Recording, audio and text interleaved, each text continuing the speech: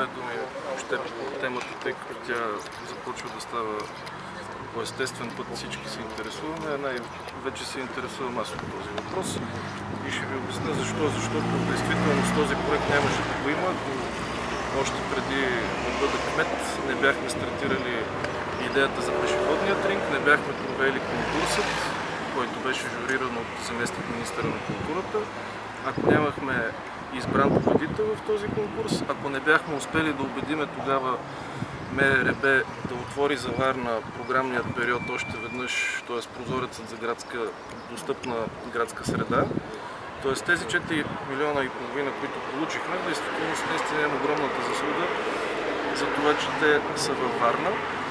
Оттам нататък направихме абсолютно всичко възможно да закупим най-качествените материали.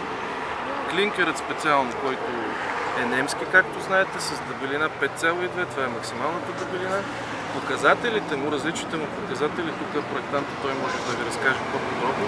Всеки един от показателите му е много по-висок от евростандарта в действителност. Така че направихме максималното да имаме финансиране, да имаме най-качествените материали.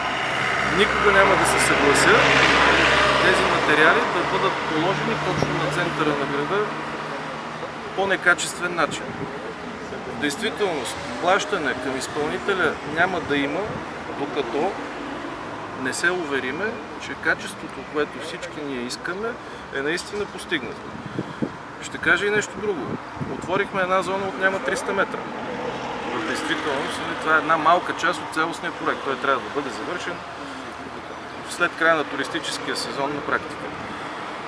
Виждате колко месеца минаха и в различни проблеми тия 300 метра не могат да ги покрият. Включително се наложи преди време лично да се намеся и да сменя бригадите, които работеха там. Не ми се иска да мисля, че това е добре планиран саботаж. Защото няма кой да ме убеди, че изпълнител с претенции не може да направи 300 метра паважна настилка. Това е абсолютно несериозно. Така че пари не мога да коментирам, просто коментирам факта. Пари изпълнителят няма да получи, докато не видиме качество.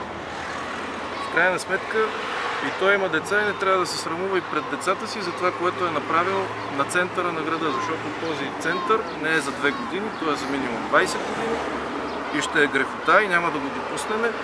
Изключително качествените материали, които са закупени, да бъдат поставени по един неподходящ за центъра на морската столица начин. Това трябва да е ясно абсолютно на всички. Горе-долу сте се